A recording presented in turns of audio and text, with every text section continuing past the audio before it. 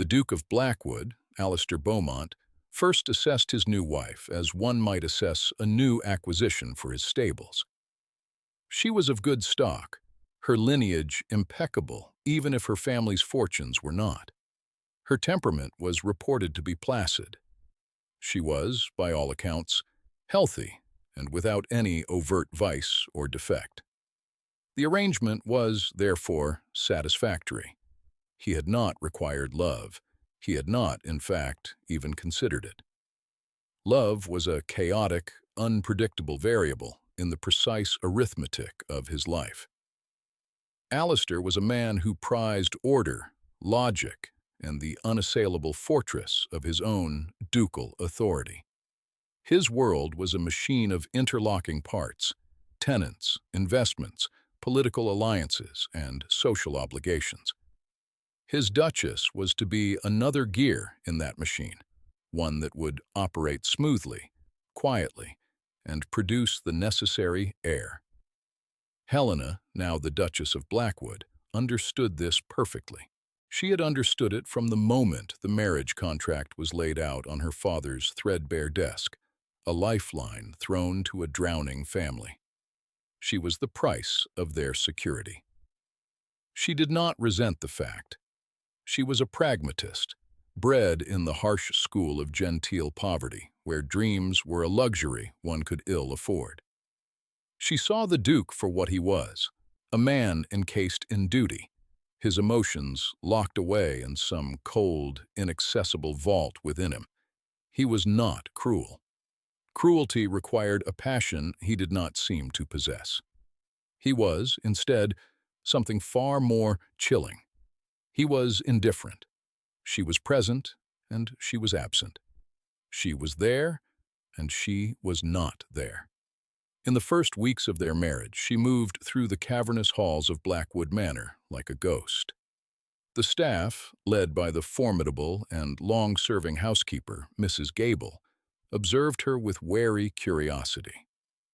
They were accustomed to the Duke's exacting standards, to his cool, remote authority. They expected a duchess of similar mettle, or perhaps a flighty, demanding creature who would disrupt the house's established rhythms. Helena was neither. She was quiet. She was observant. She listened more than she spoke, her gaze taking in the details of her new world. She noticed the faint film of dust on the library's upper shelves, the slight limp in the second footman's walk, the way the afternoon sun failed to reach the wilting camellias in the grand conservatory.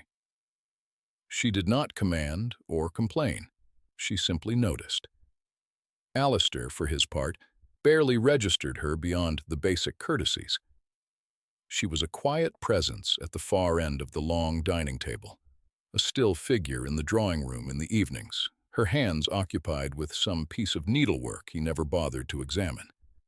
She was adequate, pliant, and quiet, which was, he reminded himself, all one could reasonably ask for. Her presence was a settled fact, like the portrait of his grandfather in the hall, or the chiming of the long-case clock. He did not need to think about it. The first crack in his perception came not from her, but from his steward, Mr. Finch. A portly man, prone to fluster, Finch was delivering his quarterly report in the Duke's study. "A most curious thing, Your Grace," Finch had said, shuffling his papers. "The accounts for the home farm, a discrepancy I had chased for a month. A simple matter of misallocated costs for the new drainage tiles, but it was elusive." "And?" Alistair prompted, his tone impatient. He had little time for the steward's meandering narratives. "The Duchess," Finch said, a note of wonder in his voice. "She inquired about the tilemaker's invoice, just a passing question about the quality of the clay. It led me to re-examine the ledger from a different angle, and there it was. She has a remarkably tidy mind, Your Grace." Alistair had looked up from his own papers, a flicker of surprise breaking through his composure. "Helena!" He had pictured her mind as a pleasant, if vacant, space, filled with thoughts of ribbon and tea. The idea of her possessing a tidy mind for agricultural accounts was incongruous. He dismissed it as a lucky guess on her part, a coincidence that Finch, in his eagerness to please, had inflated into a sign of sagacity. He made a non-committal noise and directed the conversation back to the matter of crop rotation. But the seed of that incongruity had been planted. A few weeks later, it was Mrs. Gable. She stood before him, her back as straight as the poker by the hearth, a woman who had served 3 generations of Beaumonts and feared none of them. "The second footman, Thomas, Your Grace," she began, without preamble. "His family has fallen on hard times. His father's injury." Alistair nodded. He was aware. He had approved a small stipend for the family, a standard gesture of ducal patronage.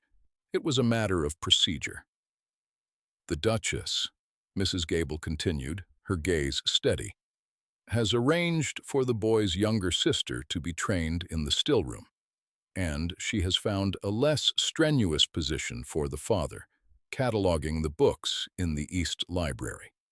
She felt the stipend was a balm, but employment was a cure." Alistair put down his pen. He looked at his housekeeper, truly looked at her. Mrs. Gable was not a woman given to flattery or exaggeration. Her report was factual, yet beneath it lay a clear, unspoken statement. "Your wife saw the root of the problem, while you saw only the symptom. He had offered charity. She had offered dignity."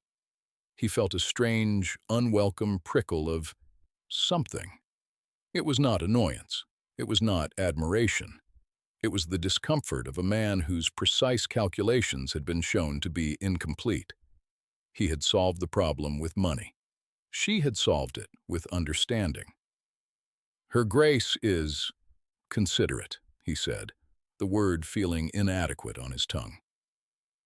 "She is observant, Your Grace," Mrs. Gable corrected, a subtle but significant distinction.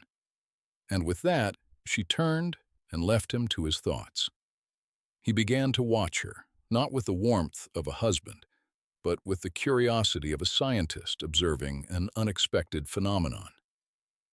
He noticed the way she spoke to the staff, not with the condescension of a superior, but with a quiet, direct interest. He saw her in the neglected gardens with the head gardener, not pointing and commanding, but listening, her head tilted as the old man explained the intricacies of soil acidity and blight. The following week, a cart arrived with specialized peat and lime, an expenditure she had approved from her personal allowance. She was a manager, a quiet, astonishingly effective one. The vast, cold machine of Blackwood Manor was beginning to run more smoothly, more humanely. The gears were turning with less friction, and it was all because of her.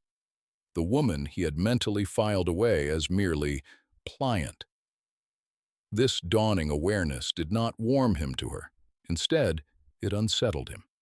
His assessment had been flawed. His meticulously ordered world contained a variable he had not accounted for. And so, in a moment of intellectual arrogance and emotional detachment, he committed his error.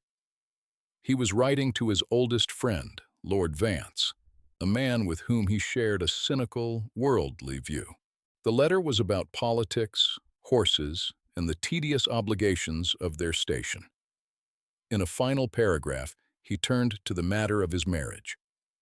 "As for the Duchess," he wrote, the ink flowing smoothly from his pen, "she is proving to be precisely what was advertised, entirely manageable. She has taken to her duties with a quiet diligence that is, I suppose, commendable in its own way. Finch and Gable seem quite taken with her administrative sensibilities. She is, however, a creature of extraordinary softness. It is her defining feature. I have no doubt it will serve well enough in the drawing room. though I fear it will ruin us if she is ever required to show any real fortitude. Still, the contract is fulfilled, and the estate requires an heir. In that, I am confident she will not fail." He read the words over. They were clinical, dismissive, and perfectly encapsulated his opinion. He saw his wife not as a person, but as a function, a vessel for an heir, a quiet administrator. The concept of her fortitude was an abstract problem for a hypothetical future. He folded the letter, sealed it with his ducal ring, and left it on the corner of his desk for the footman to collect for the morning post. He then went about his evening, forgetting the letter entirely. Helena found it later that night. She had entered the study in search of a book she had left behind, a slim volume of botanical drawings. The room was dark, save for the moonlight slanting through the tall windows, illuminating the massive oak desk. And there, in a pool of silver, lay the letter. She had no intention of reading it. It was not in her nature to pry. But as she reached for her book, her sleeve brushed against it. It was addressed to Lord Vance, a man whose reputation for casual cruelty and gossip was well known. A cold knot of apprehension formed in her stomach. She told herself to walk away, to leave it be, but she had lived a life of being overlooked, of being summarized and dismissed by people who never bothered to look closer. She had a sudden, pressing need to know how her husband, the man to whom her entire future was bound, summarized her. Her fingers, betraying her rational mind, broke the wax seal. The crack of it was unnaturally loud in the silent room. She unfolded the thick paper. Her eyes scanned the page, past the discussions of Parliament and stud fees, until they found the paragraph that concerned her. A creature of extraordinary softness. "I fear it will ruin us. The contract is fulfilled." She read the paragraph once, twice. The words did not sting. They did not burn. They were cold. They were a confirmation of everything she already knew, a clinical diagnosis of her own irrelevance. He had not seen her mind, only her quietness. He had not seen her resilience, only her placid demeanor. He had mistaken her patience for weakness. He had mistaken her silence for emptiness. He saw a contract, a function, a soft, pliable thing to be managed. There were no tears. Her heart did not shatter. It was far worse than that. Something inside her simply settled. A door that had been held tentatively ajar, waiting for a reason to open, now swung shut with a quiet, final click. It locked from the inside. With hands that were perfectly steady, she refolded the letter. She creased it with meticulous, heartbreaking precision, sharpening the folds he had made, turning them into definitive, razor-thin lines. She slid it back into its envelope. She could not repair the seal, so she simply left it, tucked together, exactly where she had found it. A silent testament. Then she picked up her book of botanical drawings and walked out of the study, leaving the moonlight to pool on the desk where the truth of her marriage lay exposed. The quietness began the next day. It was a subtle shift, an alteration in the atmosphere so slight that, at first, Alistair did not consciously register it. Dinner had always been a formal, largely silent affair. He was not a man for idle chatter, and she had always been reserved. But her previous silence had been a thing of quiet presence. She had listened. Her eyes, when they met his, held a spark of intelligent awareness. Now, that was gone. Her silence was an absence, a void. She sat at her end of the table, a perfect porcelain figure of a duchess. She ate what was served. She looked at her plate. When he spoke to her, asking a perfunctory question about her day, She answered with unshakable, distant politeness. Her answers were brief, factual, and offered no purchase for further conversation. "Did you walk today?" he had asked. "No, Your Grace." "Is the book you were reading of interest?" "It is adequate, Your Grace." The use of his title was not new, but now it felt different. It was no longer a formality. It was a barrier, a wall of marble she had erected between them, one polite, perfectly cut stone at a time. He found it vaguely irritating. The placid surface he had taken for granted was now too placid. It was the unnerving stillness of a deep lake, and he had no idea what lay beneath. Days turned into a week. The irritation grew into a nagging unease. He noticed other things, small voids in the fabric of his daily life. The piano in the music room had fallen silent. He had never paid much attention to her playing, dismissing it as another ladylike accomplishment.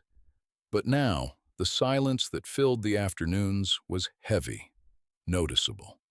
He had, without realizing it, grown accustomed to the faint, melodic backdrop to his work. Its absence was a tangible loss. The flowers on the dining table were different.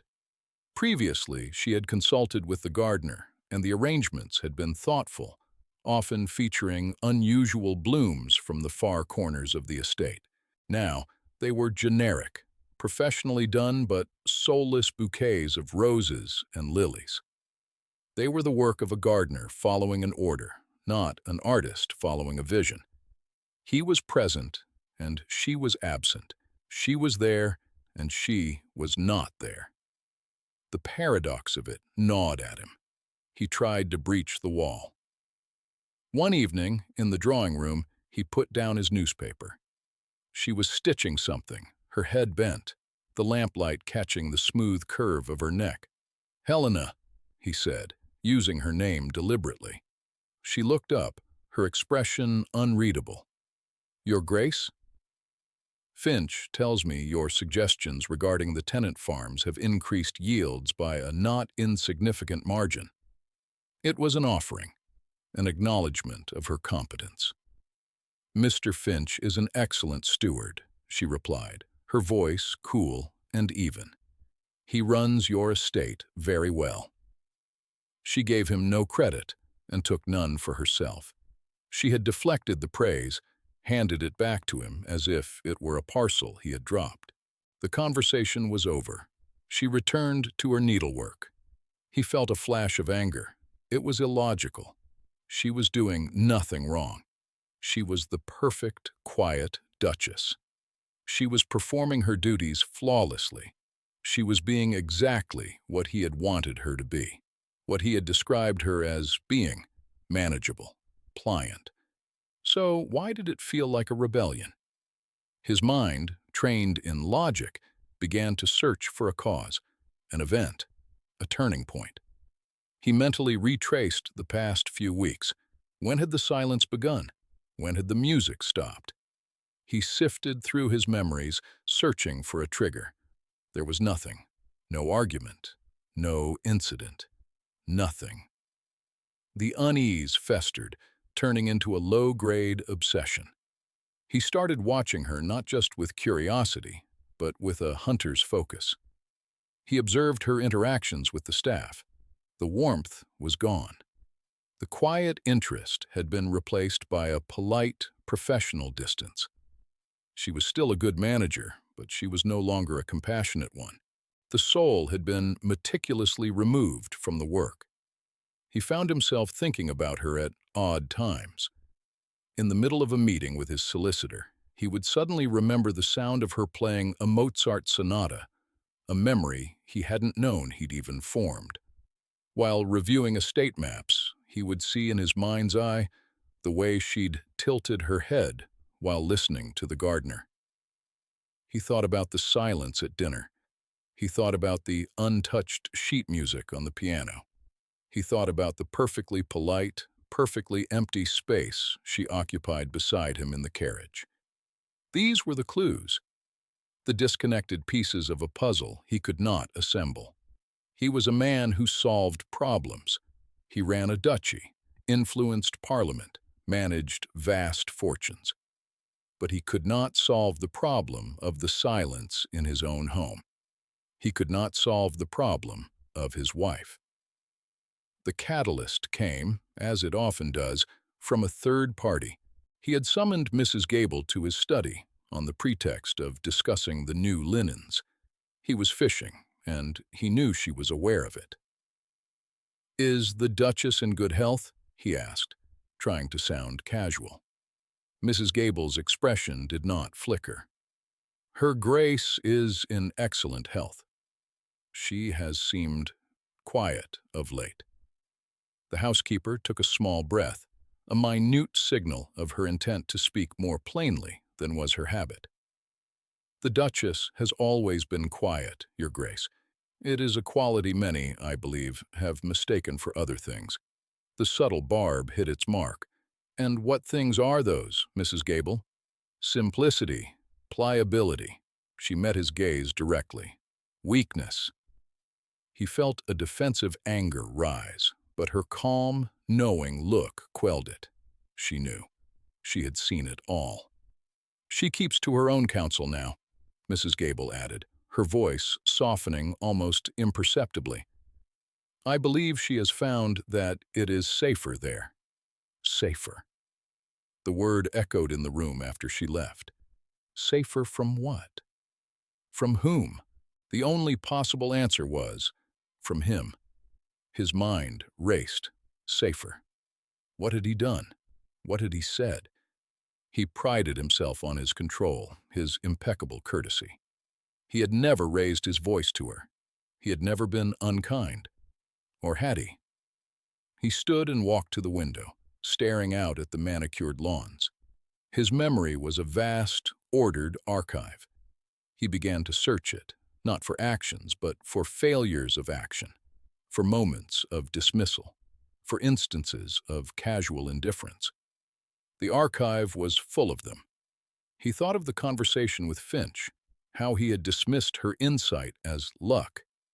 He thought of his own internal monologue, labeling her adequate. He thought of the way he looked through her, not at her. Each memory was a small cut, an accumulation of tiny wounds. But it wasn't enough. There had to be something more, a specific event, a final straw. His gaze swept across his study, the domain of his power and intellect. It fell upon his desk. The letter to Vance. A cold dread, sharp and absolute, pierced through him. He remembered leaving it on the desk. He remembered its contents, the careless, cruel words he had written to amuse a friend as shallow as himself. He strode to the desk and pulled open the drawer where he kept his saved correspondence. He never threw anything away. He riffled through the bundles of letters tied with ribbon until he found it. The one from Vance, a reply to his. He tore it open. Vance's scrawling script was full of locker-room humor. "A soft duchess, you say? At least she won't argue over your choice of mistress. My own harpy would flay me alive. You've chosen wisely, Blackwood. A comfortable pillow is better than a stone." The vulgarity of it, the way it mirrored his own callous sentiment, made him feel sick. But that wasn't the proof. The proof was in his own letter. Had she seen it? He remembered. He had left it for the post. Had the footman taken it? He rang the bell on his desk, a sharp, frantic summons. A young footman, Thomas, appeared, his eyes wide with alarm. "The letter I left on my desk for Lord Vance, some weeks ago. Do you recall it?" Alistair's voice was tight. The boy looked terrified. "Yes, Your Grace, but there was no seal.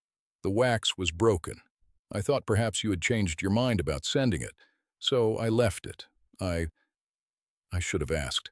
I am sorry, Your Grace." The wax was broken. The world seemed to slow down. The footman's apology faded into a dull hum. He dismissed the boy with a wave of his hand. He walked back to his desk as if moving through water. He did not need to find his draft copy. He knew what he had written. He could see the words burned into the back of his mind. A creature of extraordinary softness. I fear it will ruin us. He finally understood. He understood the silence. He understood the music stopping. He understood the wall of polite distance. It was not an act of rebellion. It was an act of profound, heartbreaking self-preservation. She had read his assessment of her, his cold, clinical dismissal of her very being. And she had quietly, calmly, retreated to a place where his judgment could no longer touch her. He had not broken her spirit. He had simply shown her that he was unworthy of it. He slumped into his chair, the full weight of his colossal foolishness crashing down upon him. He had held a rare and precious thing in his hands, and, in his arrogance and blindness, had declared it to be common. He, a man who prided himself on his perception, his ability to judge value, had made the most fundamental error of appraisal in his entire life. He had written that her softness would ruin them. He was wrong. His own hardness, his own unfeeling, arrogant blindness, that was the ruinous thing. Her softness had been the gentle, steady force that was beginning to turn his cold house into a home. It was the quiet intelligence that improved his estate, the silent compassion that cared for his people, the gentle music that had filled the empty spaces he hadn't even known were there. And he had murdered it with a pen. The epiphany was not a flash of light. It was a suffocating darkness, the realization of a profound and self-inflicted loss. He sat there for a long time, in the silent study, the architect of his own desolation. He knew, with a certainty that chilled him to the bone, that a simple apology would not suffice. You could not mend a soul with a word. You had to prove you had finally learned to see it. He had to find her. He did not look for her in the drawing room or the morning room, the public spaces where she performed the role of Duchess. He knew instinctively she would not be there. He sought out the places she had claimed for herself, the small territories she had carved out of his vast, impersonal estate. He checked the small, dusty library in the East Wing first, the one Mrs. Gable had mentioned. Books were now neatly stacked, the shelves labeled in her elegant, precise hand. But she was not there. He walked through the gardens, past the flower beds that were now flourishing with a renewed, thoughtful vigor. He headed toward the old conservatory at the far end of the grounds, a structure that had been neglected for decades, its glass panes clouded with grime, its interior a jungle of weeds and dying exotic plants. He had seen her walking in that direction several times. He pushed open the groaning door. The air inside was warm and humid, and there she was. She was standing in the center of the cavernous glasshouse, surrounded by signs of quiet, determined labor. A section of the floor had been cleared. Pots were neatly stacked. A workbench held gardening tools, all clean and oiled. She had a pair of shears in her hand and was carefully pruning a sickly-looking orange tree that he hadn't known existed. She wore a simple dress and an apron, a smudge of dirt on her cheek. Here she was not the Duchess of Blackwood. She was Helena, a woman at work. She heard him enter and turned. There was no surprise in her eyes, only a quiet, weary watchfulness. She did not speak. She simply waited. He walked towards her, his footsteps echoing on the stone flags. He stopped a few feet away, holding himself with a stillness that belied the turmoil inside him. In his hand, he held the letter he had written to Vance. He did not offer excuses. He did not beg for forgiveness. He knew he had forfeited the right to ask for anything. He had to give, not take. He had to confess, not demand. "I was wrong," he said. The words were stark, stripped of all artifice. They hung in the warm, damp air between them. She watched him, her expression unchanging. The silence stretched, thick and heavy. "My assessment of you," he continued, his voice low and steady, "was the single greatest miscalculation of my life.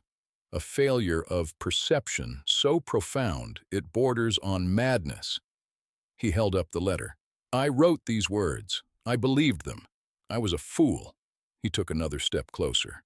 "I wrote that your softness would ruin us." His voice cracked just once, a fissure in the marble of his composure. "I was blind. Your softness, it was building everything. It was mending things I didn't even know were broken. The quiet in this house, the dignity you gave to my staff, the life you were breathing back into this place. That was your softness. It was not weakness. It was a strength I am only now beginning to comprehend. A strength my own hardness could never hope to match." He looked at her, truly looked at her, not as a duchess, not as a wife, but as the woman standing before him with dirt on her cheek and a universe of quiet wisdom in her eyes. "My blindness is not an excuse. It is the crime itself. I saw you as a component, a contract. I failed to see you at all." He had expected a reaction. Tears, anger, a bitter retort. He received nothing but her steady, analytical gaze. She was weighing his words, not against her hurt, but against the truth. Then he took his first step toward atonement. He walked over to an old, rusted brazier in the corner of the conservatory. Using a flint and steel from the workbench, he lit a small fire. The kindling caught, and a flame flickered to life. He held up the letter to Vance. "Words have consequences," he said, his voice resonating in the glasshouse, "and so must their retraction." He dropped the letter into the flames. They both watched as the paper curled, blackened, and turned to ash. The cruel, dismissive words vanished in a puff of smoke. It was a symbolic act, he knew. The damage was already done, but it was a necessary one. He did not stop there. He returned to his study, and, with Helena standing silently in the doorway, watching him, he wrote a new letter. This one was to his solicitor. It was a directive, clear and unequivocal. He was instructing the man to draw up a new legal document, a post-nuptial amendment. It gave Helena sole, uncontested control of her substantial dowry, which had until now been managed by the estate. Furthermore, it granted her a permanent, controlling share of the profits from the home farm and gave her final authority over the household budget. It was not a gift. It was a restitution of power. It was an admission in the cold, hard language of law and finance that he understood best, that she was not just his partner, but his equal, his superior in many of the things that truly mattered. He signed it, sealed it, and handed it to a waiting footman, all without looking away from her. When it was done, he turned back to her. The great, echoing house was silent around them. "It is not enough," he said. "I know that. It is merely a start." Helena had watched the entire performance without a word. She had watched him burn the letter and write the new one. She saw the sincerity in his actions. She saw the profound shock of his self-realization. But trust, once shattered, is not so easily glued back together. The door inside her remained closed. She finally spoke, her voice as quiet as it had ever been, but sharpened to a fine point. "You have burned a letter and rewritten a contract, Your Grace. You are a man of decisive action. I have always known that." She took a step into the room. "But this is a matter of perception, and perception is a habit, not a decision. You have learned to see me today because my absence became an inconvenience. Her words were not an accusation. They were a clinical observation, and they struck him more deeply than any shout could have. "What happens?" she asked, her gaze unwavering. "When you grow tired of noticing? When my presence becomes as routine as my absence was? Will your sight fail you again?" She was not asking for promises. She was setting the terms of his penance. He would not win her back with a grand gesture. He would have to earn her, day by day, by proving that his change was not a fleeting reaction, but a permanent rewiring of his very being. He would have to learn the habit of seeing. "I will not," he said, the words a vow. "I will spend the rest of my life proving it to you." She gave a small, almost imperceptible nod. It was not forgiveness. It was not acceptance. It was permission. Permission for him to begin. And so, the rebuilding period started. It was a quiet, painstaking process, conducted not in grand pronouncements, but in the small, accumulated details of daily life. Alistair changed. He began to practice the art of noticing. He did not simply ask her about her day. He asked specific questions. "What progress did you make in the conservatory today?" "I saw a book on Tuscan garden design arrive. Did you find it useful?" He learned to listen not just to her words, but to the spaces between them, to the subjects she avoided, and the ones that brought a faint light to her eyes. He started joining her for dinner, not as a duty, but as an opportunity.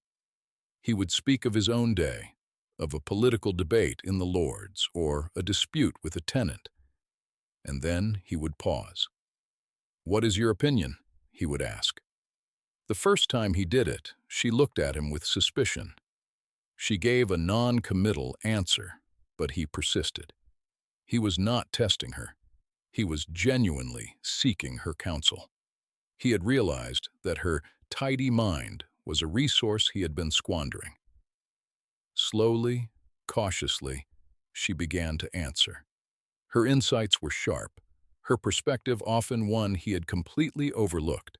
She saw the human element in political equations, the personal pride that could derail a business negotiation. She saw the world not as a machine, but as a tapestry of individual lives. Her softness was, in fact, a more sophisticated form of analysis. He brought her into the running of the duchy. At first, she resisted, but he was insistent. "I am a fool if I do not use the best mind available to me," he stated, a fact he now held to be self-evident. They would spend hours in the study, a room she had once avoided, poring over ledgers and maps. The space transformed from his seat of power to their shared office. He learned her. He discovered her dry, subtle wit, a humor she deployed so sparingly it was like a secret currency. One evening, as he recounted a particularly pompous speech by a fellow peer, she murmured, without looking up from her book, "He mistakes the volume of his voice for the weight of his argument." Alistair had stopped, stunned, before a slow smile spread across his face. He had laughed, a genuine, unforced laugh that echoed in the drawing room. She had looked up, a flicker of surprise in her own eyes, and the faintest hint of a smile touched her lips before vanishing. It was a tiny crack in the wall she had built. The music did not return all at once. But one afternoon, he was walking past the music room and heard a few hesitant notes, a simple scale. He paused, hidden in the hallway, his heart clenching. She was touching the piano again. He did not go in. He did not comment on it later. He simply held the sound in his memory, a fragile token of progress. The true test came 6 months after his confession, with the arrival of Lord Vance. Vance arrived unannounced, a boisterous, overbearing presence that immediately disrupted the quiet harmony Alistair and Helena were so carefully constructing. At dinner, Vance, oblivious to the sea change in his friend, began to hold forth. "Still the silent Duchess, I see," he boomed, gesturing toward Helena with his wineglass. "Blackwood, you old dog, you chose the perfect ornament. Beautiful, quiet, and doesn't interrupt the port. A man could not ask for more." The table went rigid. The servants froze. Alistair saw Helena's hands clench in her lap, the only sign of her reaction. In the past, he would have laughed or offered a wry, agreeing comment. He felt a cold, sharp fury rise within him, a protective instinct that was entirely new. It was fury not just at Vance, but at the man he himself had been, the man who had shared these vile sentiments. He placed his knife and fork down on his plate with a quiet, deliberate click. The sound cut through Vance's braying laughter. "Vance," Alistair said, his voice dangerously soft, "you are mistaken." Vance looked confused. "Mistaken? About what?" "About my wife." Alistair turned his gaze to Helena, a look of profound public respect. "You mistake her silence for simplicity.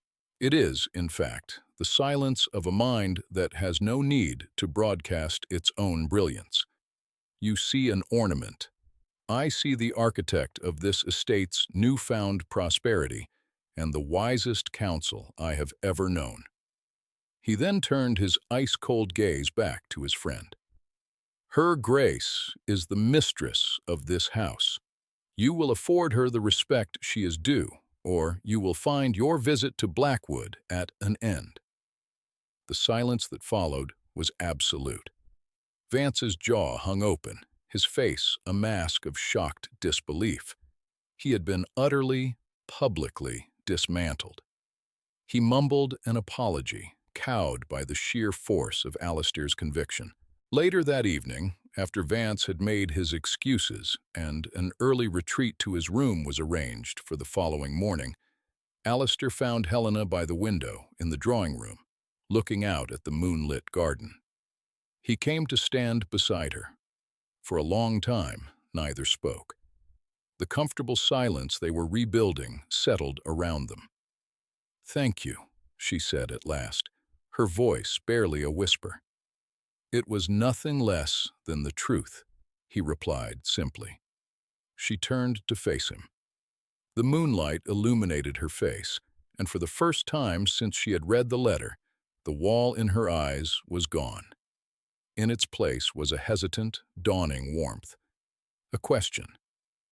"I am trying, Helena," he said, his voice thick with emotion. "I am trying to learn to see." She reached out and placed her hand on his arm. The touch was light, but it was an anchor. "I know," she said. And the door, locked for so long, began to creak open. A year passed. A year of quiet mornings and shared evenings. A year of conversations that roamed from crop rotation to philosophy. A year of learning. Blackwood Manor was transformed. It was no longer a cold, echoing monument to a ducal line, but a home. The conservatory, now fully restored, was a lush paradise of green, its air thick with the scent of jasmine and orange blossom. It was Helena's triumph, but Alistair had been there every step of the way, sourcing rare plants and consulting with engineers about the heating system. It was their project. The gardens flourished. The estate prospered. The staff, who had once feared the Duke and been wary of the Duchess, now regarded them with a fierce, protective loyalty. They saw what Alistair had finally seen, that the Duke's strength and the Duchess's wisdom were two halves of a remarkable whole. The piano played freely now, filling the house with Bach and Mozart, the music a constant, joyful affirmation of life. One crisp autumn afternoon, Alistair found Helena in the conservatory. sketching a new orchid that had just bloomed. She was seated on a wicker chair, a soft shawl around her shoulders. Her body had a new, gentle roundness to it. She was pregnant with their first child, the heir the contract had demanded, but who would now be born not of duty, but of a deep and hard-won love. He came and stood behind her, his hands resting on her shoulders. She leaned back against him, a gesture of easy, unquestioning trust. He looked at the woman before him, at the home she had built around them, at the new life she carried. He thought back to the man he had been, the arrogant, blind duke who had mistaken strength for weakness and wisdom for softness. That man had operated on logic and calculation, and his life had been a sterile, empty equation. This man, the one who had learned to see, understood that the most profound truths of the world were not logical at all. Her softness had not ruined them. It had saved them. It had saved him.